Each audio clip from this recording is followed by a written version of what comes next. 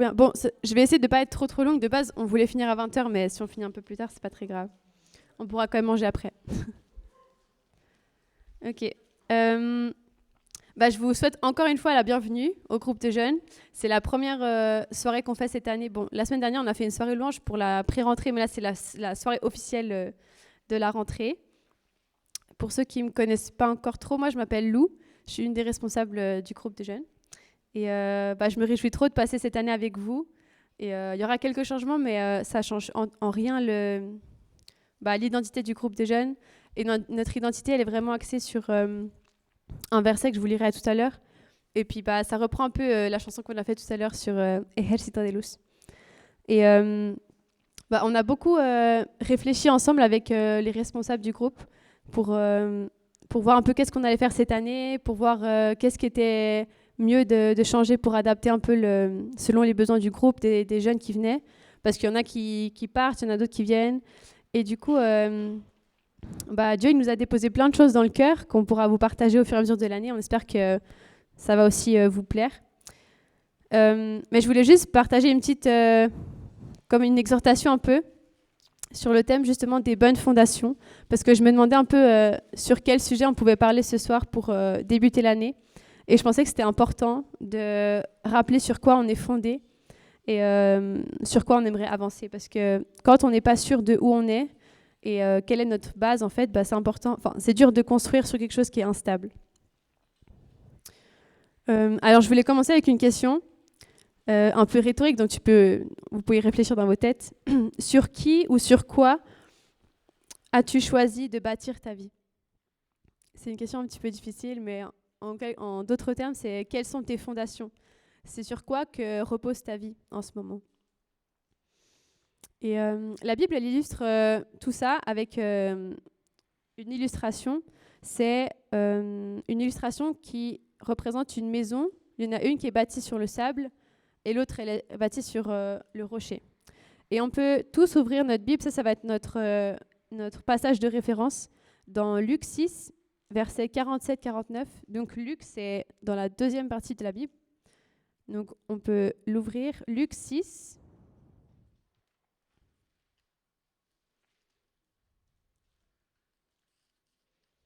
Versets 47 à 49.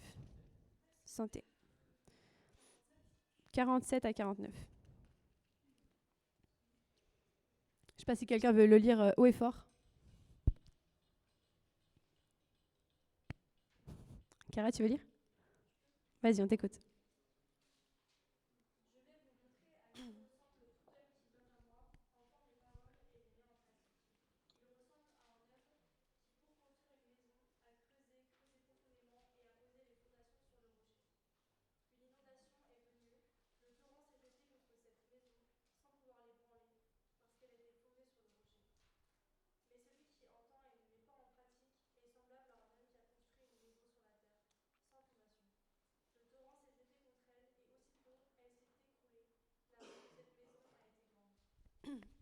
Merci, Cara. Bon, alors dans cette parabole, dans cette illustration, on a un peu deux opposés. On a une maison qui a été construite sur le sable, donc on peut imaginer, je sais pas, une belle maison au bord de la mer. Il fait beau, il fait chaud, ça donne trop envie d'aller se baigner, etc. Et puis, un peu plus loin, il y a une autre maison qui a été construite, mais cette fois, celui qui a voulu faire sa maison, il n'a pas juste posé sur le sable, mais il a creusé jusqu'à atteindre des roches solides plus profondes pour avoir des fondations plus solides. Et à votre avis, comment est-ce qu'on peut savoir quand il fait beau, laquelle est la plus solide? Parce que quand il fait beau, en fait, elles tiennent les deux debout. Elles sont les deux belles. Peut-être que même celle qui est sur le sable, elle est encore plus belle que l'autre. Mais c'est quoi qui éprouve ou qui montre la solidité des fondations? Ouais, c'est le mauvais temps, c'est quand il y a des tempêtes, c'est quand il y a des choses qui sont plus violentes qui arrivent qu'on peut voir l'état des fondations. Et pour pouvoir construire une maison qui fonctionne bien, le livre des Proverbes, il nous donne beaucoup de conseils par rapport à ça. Et je vais vous lire le Proverbe 14, verset 1. Et le Proverbe 14, c'est un proverbe qui nous dit un peu quelle est la clé qui nous montre un peu ces deux penchants. Proverbe 14, verset 1. Là, ça utilise le terme de femme, mais ça peut être un homme, peu importe. Une femme pleine de sagesse construit sa maison, alors que celle qui est insensée ou pleine de folie la renverse de ses propres mains. Ça veut dire que une personne qui est sage, elle va penser avant de construire et elle va réfléchir plus loin que juste peut-être l'esthétique. Et c'est par sa sagesse qu'elle va construire une maison qui soit vraiment sur une bonne fondation. Alors que une personne insensée, une personne qui peut-être ne réfléchit pas suffisamment avant de faire les choses, elle prend des risques importants.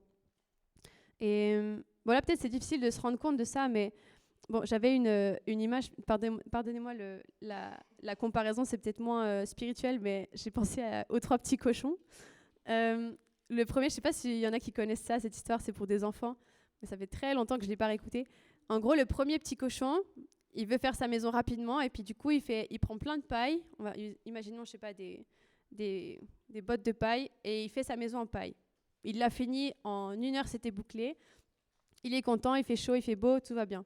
Le deuxième, il fait sa maison en bois, un peu plus solide, mais bon, ça va. Ça lui prend, disons, 1 matinée. Bon, j'invente, hein. Et puis le dernier, il était hyper consciencieux, il voulait faire bien les choses. Du coup, il a pris 1 semaine, mais il l'a fait en briques. Et il a pris le temps, il a mis ses briques, il les a bien ajustées et tout. Et là, il y a le grand méchant loup qui arrive. Bon, ça, c'est pas du tout de la Bible, mais... Et on voit dans l'histoire, en fait, que déjà, pour les petits, on prend cette image que celui qui a voulu choisir la facilité pour être rapide et que ce soit plus facile, quand le loup, il arrive et qu'il veut souffler sur la maison, toute la maison, elle s'envole parce qu'elle n'est pas solide. Donc le petit cochon, il n'a pas réussi à être protégé. Le deuxième non plus. Le loup, il a dû souffler plus longtemps, mais il a quand même réussi à détruire la maison.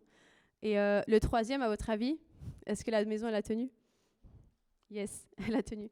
Désolée pour la comparaison, mais ça m'était venu à l'idée. Et c'est vrai que parfois, quand on veut entreprendre des choses, on a tendance à choisir la facilité, la rapidité, parce qu'on n'a pas envie d'attendre, on aimerait des résultats tout de suite. Mais parfois, la qualité, elle est accompagnée d'efforts, de temps. Et ça peut être fatigant de faire des choses bien, mais c'est souvent nécessaire pour que ça tienne. Et si on lit le verset juste avant le passage que Chiara nous a lu, c'est Jésus qui parle et qui dit « Pourquoi m'appelez-vous Seigneur, Seigneur, alors que vous n'accomplissez pas ce que je vous commande ?» Et là, Jésus, il est en train de donner une clé importante. Il est en train de parler de faux disciples, des gens qui font semblant, qui disent « Seigneur, Seigneur, on a fait plein de choses en ton nom, on a fait plein de choses, mais finalement, en fait, leurs actes ne suivent pas. » Alors que les vrais disciples, on peut les voir dans Jacques 1,22, je vous le lis rapidement. Jacques 1,22 nous dit « Seulement ne vous contentez pas d'écouter la parole, mais traduisez-la en actes, sans quoi vous vous tromperez vous-même. » Donc là, Jésus il est en train de nous donner quelque chose de concret pour comparer celui qui a construit sa maison sur le sable et celui qui a construit sa maison sur le roc. Ceux qui écoutent, par exemple, nous tous, là, on est en train d'écouter la parole de Dieu quand on lit ces versets, etc. Ceux qui écoutent mais qui ne mettent pas en pratique ou qui retournent à leur vie comme si de rien, c'est comme s'ils étaient dans la folie et qu'ils construisaient leur vie sur du sable. Ça veut dire que peut-être qu'aujourd'hui, ta maison, elle est belle, peut-être qu'aujourd'hui, elle est glorieuse, mais il suffit qu'il y ait une épreuve dans ta vie pour que tout s'écroule. Alors que ceux d'entre nous qui écoutent la parole de Dieu, qui écoutent ce que Jésus aimerait nous enseigner et qui la mettent en pratique, ces personnes-là, c'est comme si elles construisaient leur maison sur une base solide, des fondations qui sont comme le roc. Et il y a aussi une illustration que la Bible elle nous donne, qui je pense peut résonner dans plusieurs d'entre nous, même les garçons je pense, c'est quand on se regarde dans le miroir. Qui a un miroir au moins dans 1 ou 2 pièces dans sa maison ? On a tous des miroirs partout. Nous, on a même un énorme miroir, comme ça on peut checker le matin si toute la tenue vestimentaire elle est OK. Mais en fait, le miroir, c'est quelque chose qu'on utilise beaucoup pour notre corps physique, qu'on voit, mais qu'on n'utilise pas beaucoup pour notre vie spirituelle, parce qu'en fait, la Bible, c'est comme un miroir qui nous montre des choses. Ok, ça trop bien, je le fais bien. Ça c'est une chose dans ma vie qui fonctionne pas bien. Et souvent, on lit, on dit c'est sympa et on referme. Et en fait, c'est comme si on se regardait dans le miroir le matin, qu'on avait, je sais pas, on avait les yeux tout sales, les cheveux ébouriffés, je sais pas, et qu'on repartait sans rien faire. Et c'est quelque chose sur lequel Jésus il aimerait nous mettre attentifs. Donc, je ne sais pas si tu as déjà si tu as déjà vécu des tempêtes dans ta vie qui ont ébranlé ces fondations et qui ont peut-être pu révéler si la base de ta vie, elle était solide ou pas. Mais moi, en tout cas, j'en ai eu plusieurs. Et en réfléchissant un peu à tout ça, j'ai essayé de réfléchir à quel genre de fondation, peut-être autre que Jésus, on pourrait avoir. Et si vous avez des idées, est-ce que peut-être spontanément, là, comme ça, vous auriez des idées auxquelles peut-être j'aurais pas pensé? Sur quoi d'autre que Jésus, on pourrait bâtir notre vie? Est-ce que vous avez des idées? Par rapport aux choses qui sont autour de vous? C'est pas si facile comme question.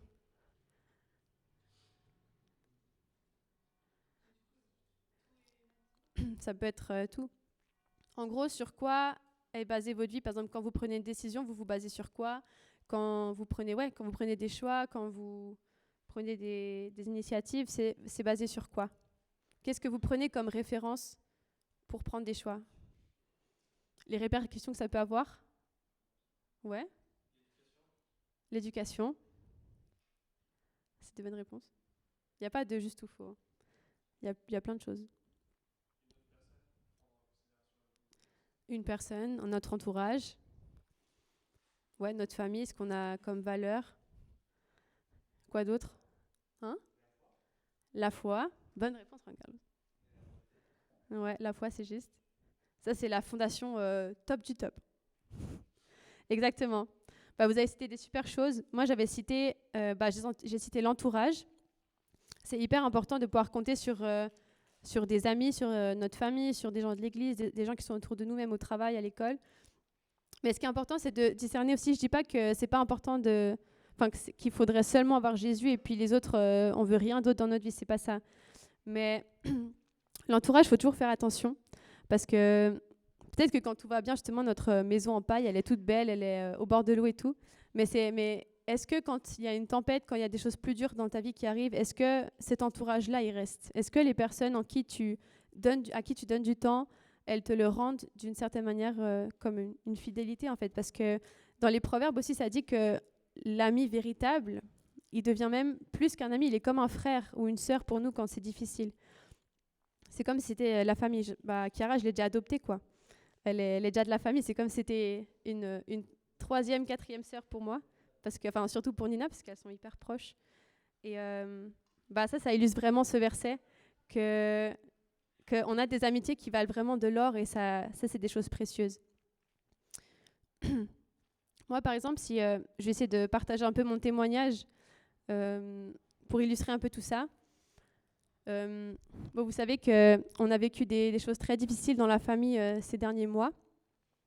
Et personnellement, par rapport à cet aspect de l'entourage, en fait, j'ai vécu ça un peu en deux phases. Dans la première phase, quand on a perdu notre maman, j'ai senti combien l'entourage, c'était tellement important parce que on a besoin d'être entouré, on a besoin d'avoir des gens à qui on peut parler, des gens avec qui on peut rire, pleurer. Enfin, c'est un moment très intense.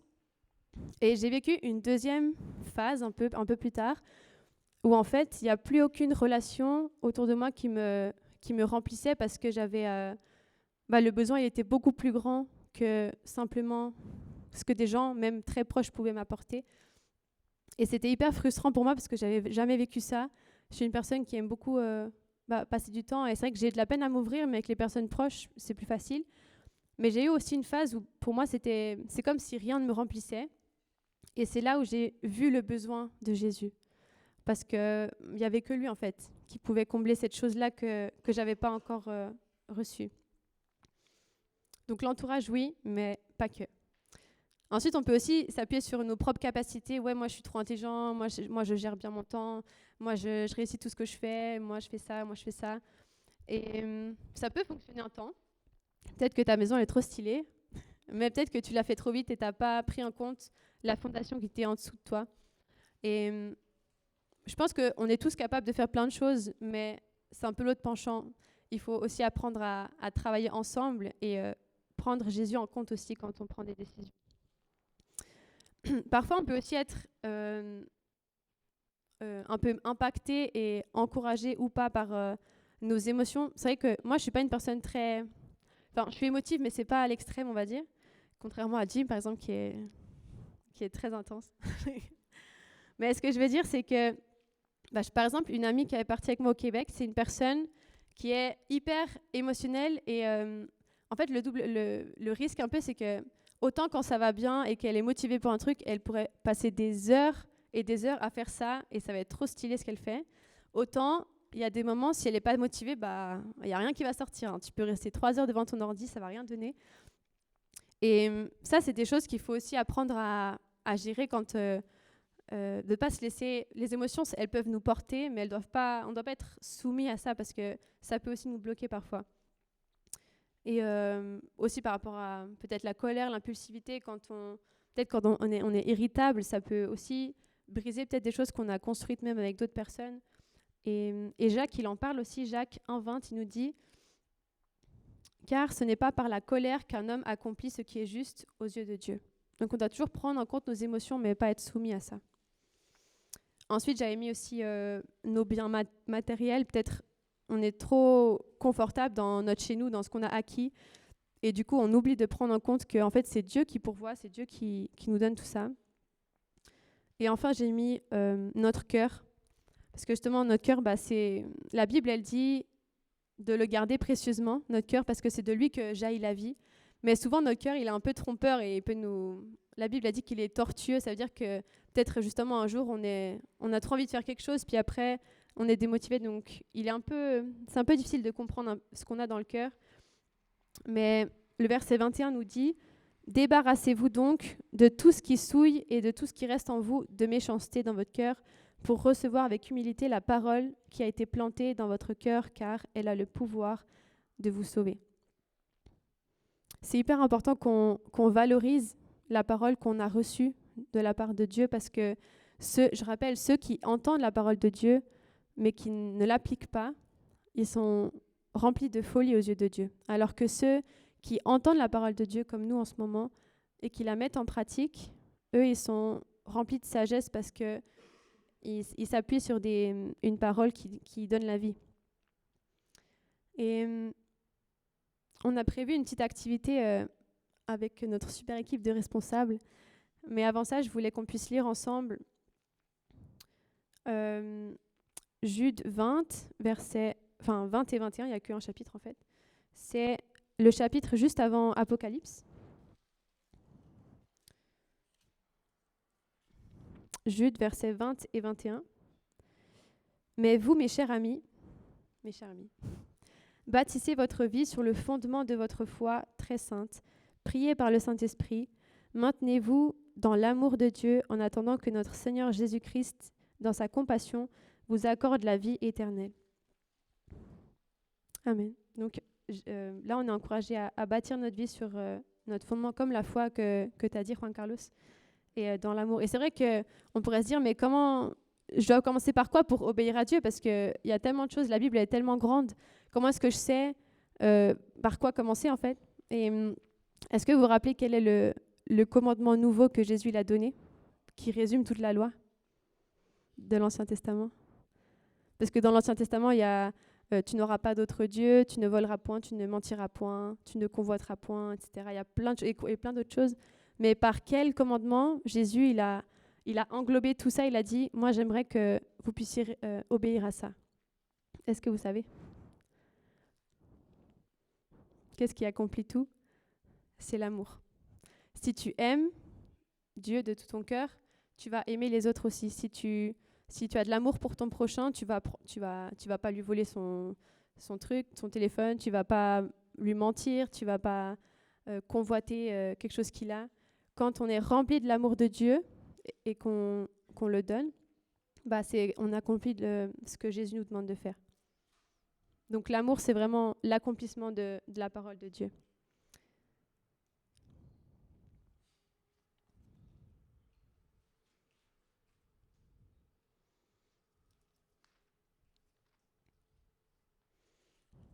Et parfois, on peut se dire, mais ça sert à quoi d'obéir à ce que Dieu nous demande? C'est quoi justement les conséquences ou les choses qu'on peut recevoir quand on obéit?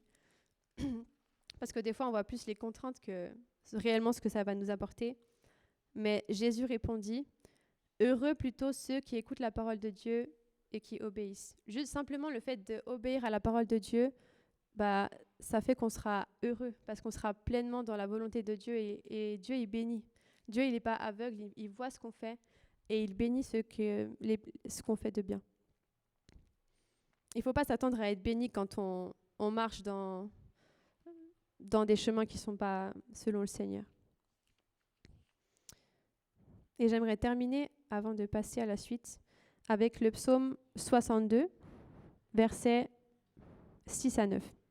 Je vous propose de fermer les yeux pendant que je vais le lire. Regardez pas votre pote à côté, regardez simplement votre cœur à l'intérieur. Fermez les yeux, on ne va pas vous prendre en photo, vous inquiétez pas. Et je vais vous lire ces quelques versets et vous pouvez les prendre comme si c'était pour vous. Psaume 62, versets 6 à 9. Oui, remets-toi mon âme à Dieu seul, dans le calme. Mon espoir vient de lui. Pour sûr, lui, il est le seul rocher. Il est mon sauveur, ma forteresse. Je ne serai pas ébranlé. De Dieu dépendent mon salut et ma gloire. Mon rocher fortifié, mon refuge est en Dieu. Vous, les gens de mon peuple, vous, le groupe de jeunes Ejército de Luz, ayez confiance en lui et en toutes circonstances. Ouvrez-lui votre cœur. Dieu est notre refuge. Amen. Ouais, c'est ce que Dieu a mis dans mon cœur, qu'on puisse toujours lui faire confiance, mettre notre espoir en lui, parce qu'il y a réellement plein de bonnes choses qui viennent de Dieu, il n'y a que du bon. Et j'espère qu'un jour vous pourrez dire j'ai goûté et j'ai vu combien Dieu était bon. Il y a des fois, je ne sais plus dans quel, c'est dans un psaume, goûtez et voyez combien Dieu est bon, combien l'Éternel est bon. J'espère que pendant cette année, on pourra goûter à toutes ces belles saveurs que Dieu veut nous donner.